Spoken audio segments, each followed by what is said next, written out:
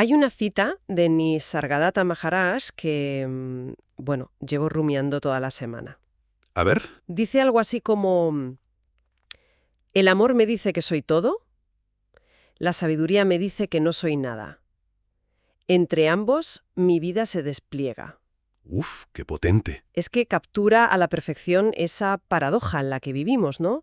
Y hoy vamos a sumergirnos precisamente en eso, en los materiales que nos han llegado que son una mezcla, la verdad, sorprendente. Sí, Filosofía trascendental, sabiduría antigua y neurociencia de última generación. La idea es intentar entender mejor esa tensión. que no es poco. No, claro, y no para resolverla, que creo que es imposible, sino para ver cómo podemos, pues eso, habitar ese espacio con un poco más de gracia. Es que esa es la clave, justo lo que dices. Las fuentes no plantean esto como un problema matemático, en plan, con una solución. No, Al contrario, lo presentan como el campo de juego de la existencia. Sugieren que el verdadero propósito no está en elegir un extremo. o todo o nada. Exacto. O somos todo o no somos nada, sino en aprender a mantener el equilibrio en esa cuerda floja que es la vida. Me gusta mucho esa imagen de la cuerda floja. Y para empezar a caminar por ella, las fuentes proponen que miremos primero hacia adentro. Hmm. Pienso en la experiencia de Ralph Waldo Emerson, que describió un momento en el que sintió que se convertía en un globo ocular transparente. ¡Qué imagen! Sí, una imagen potentísima, muy poética. Pero a veces con estas ideas yo me pregunto, ¿estamos hablando de pura metáfora, de un sentimiento? ¿O las fuentes sugieren que hay algo más tangible detrás? Es una pregunta fundamental. Y es justo aquí donde la neurociencia moderna entra en escena. Y, francamente, nos deja sin aliento. Ah, sí. Porque lo que para Emerson era una intuición casi mística, hoy tiene un correlato físico que es, bueno, es casi inconcebible. Hablamos de la complejidad de nuestro propio cerebro. Ujú. Las cifras que se manejan en los estudios son de una escala cósmica, de verdad. A ver, sorpréndeme con esas cifras. Pues mira, se estima que un cerebro humano promedio tiene unos 86.000 millones de neuronas. Que ya es un número. Ya es un número.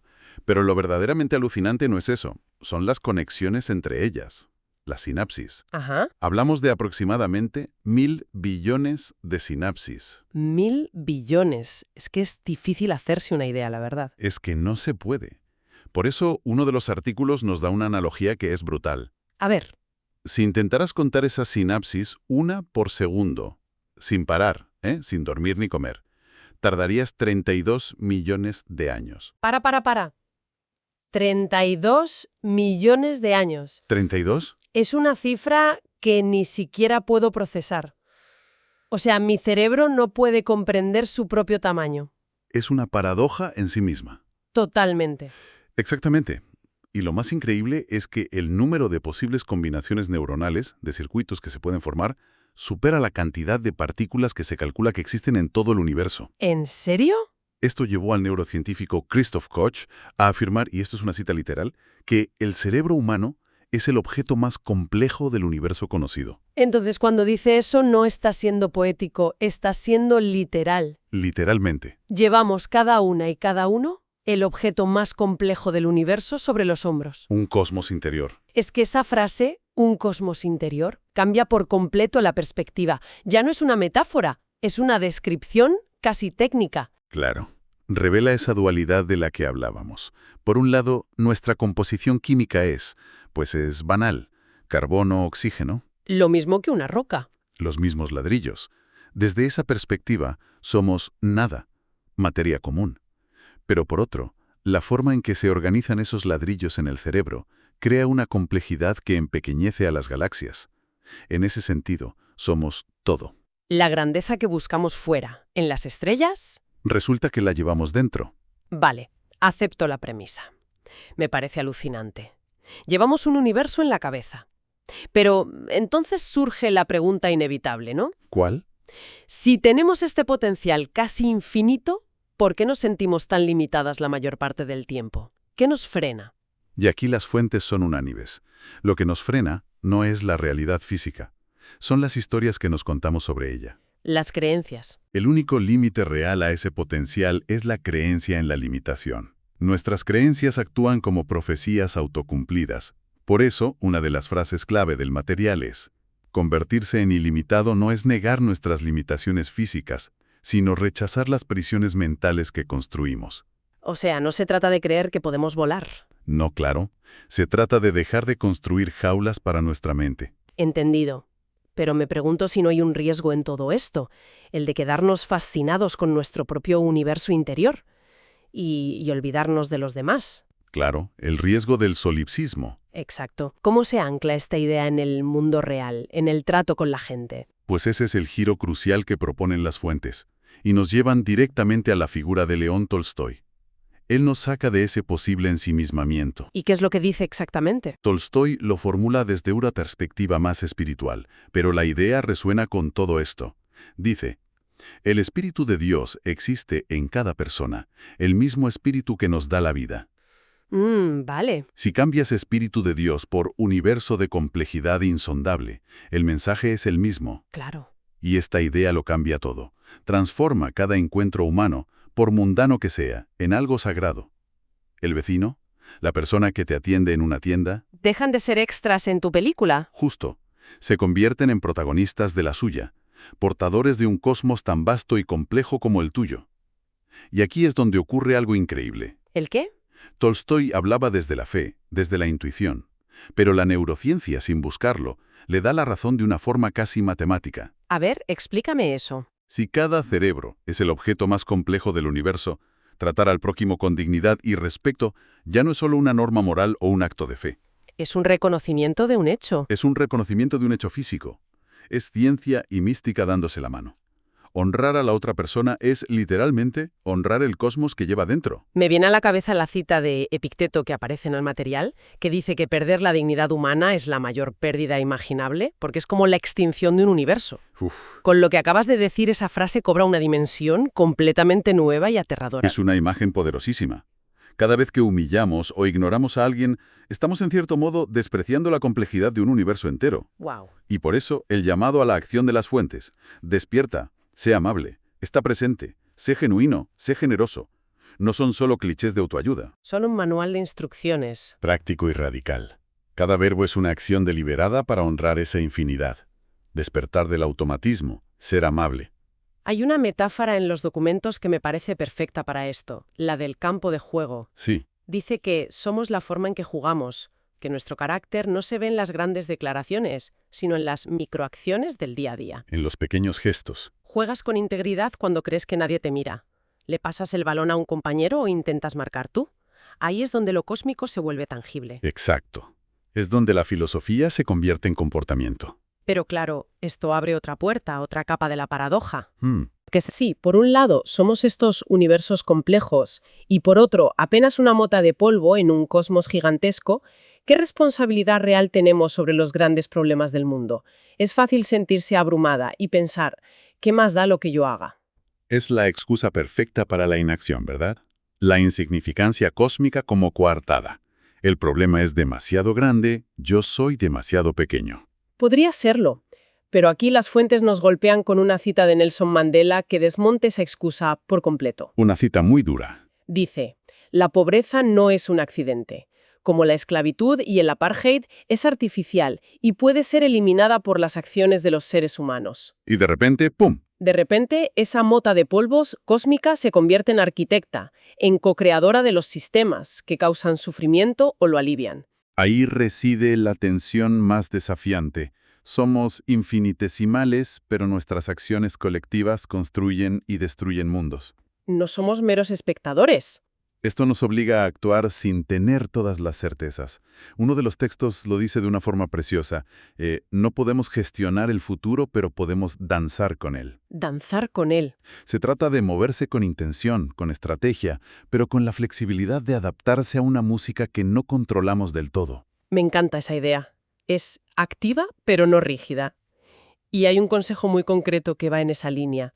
Deja de ver las noticias. Empieza a labrar la tierra. Que a primera vista suena un poco a ermitaño. Sí, a desconectar del mundo. Es importante matizarlo, porque no es un llamado a la ignorancia, es una invitación a cambiar el foco de la acción. De lo global a lo local. Pasar de ser un consumidor pasivo de problemas que nos desbordan a ser un agente activo en nuestro entorno inmediato. Céntrate en tu metro cuadrado, en lo que puedes tocar. En el suelo que puedes labrar. Porque es ahí sí, en lo tangible, donde tu acción tiene un impacto real y visible. Me recuerda a lo que siente cualquiera que haya intentado arreglar un jardín. Ves las noticias, el mundo parece un caos y te sientes impotente. Totalmente. Pero luego pasas una hora quitando malas hierbas en un metro cuadrado y al final miras ese trocito de tierra y sientes que has puesto orden en una pequeña parte del universo. Y no tenemos por qué labrar esa tierra en solitario. De hecho, uno de los conceptos más potentes que aparecen es el acrónimo Team MM. Sí, me fascinó. Together, everyone achieves more magic miracles. Juntos todos logran más magia o milagros. Lo interesante de esta idea no es solo el cliché de la unión hace la fuerza. Va más allá. ¿Apunta a qué? Sugiere que hay ciertos milagros, ciertos cambios a gran escala que son literalmente imposibles para un individuo, por muy ilimitado que sea su universo interior. O sea que no es sumar fuerzas. No, es que la colaboración crea una sinergia que permite que surja algo completamente nuevo, algo que trasciende la capacidad individual.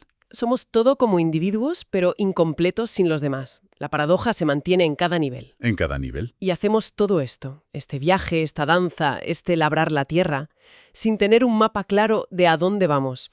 Hay una cita de Rosalía de Castro que lo captura a la perfección. A ver, Veo mi camino, pero no sé a dónde lleva. No saber a dónde voy es lo que me inspira a recorrerlo. es una declaración de principios increíble. Le da la vuelta por completo a nuestra relación con la incertidumbre. Totalmente.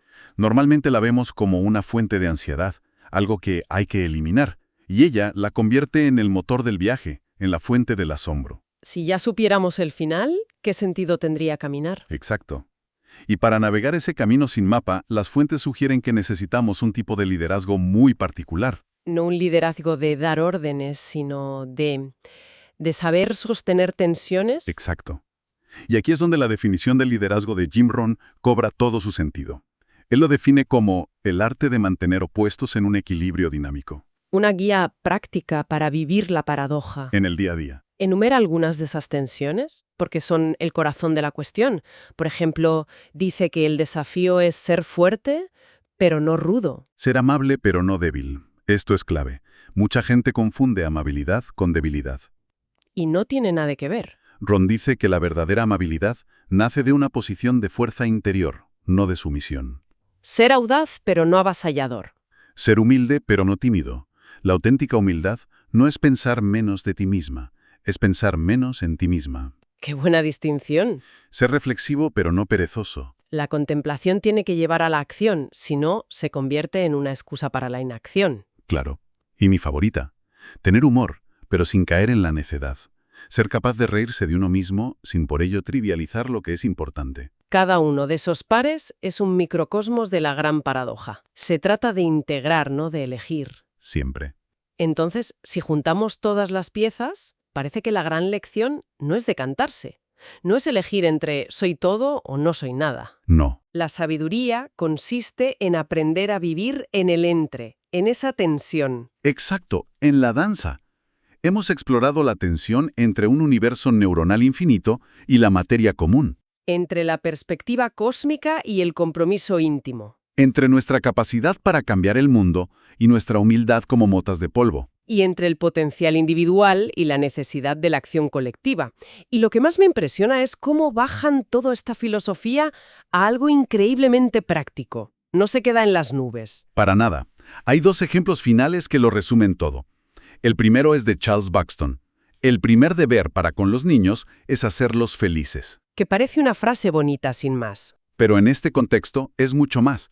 Implica transmitirles esta sabiduría, enseñarles con el ejemplo que son capaces de todo, que llevan un universo dentro. Pero que a la vez son parte de un todo mucho mayor. Que la felicidad está en navegar esa tensión con alegría. Y el segundo ejemplo es aún más terrenal, casi un mandato. Sí. Ama la comida, no la desperdicies. Tan simple. Este acto tan simple, repetido varias veces al día, encapsula toda la filosofía. Amar la comida es honrar la abundancia de la vida, el todo. El milagro. Y no desperdiciarla es reconocer los límites, la finitud, la nada. Es ser consciente de los recursos, del esfuerzo, Es encontrar lo sagrado en un plato de lentejas. La paradoja servida en un plato. Al final todo vuelve al punto de partida, a la cita de Maharaj.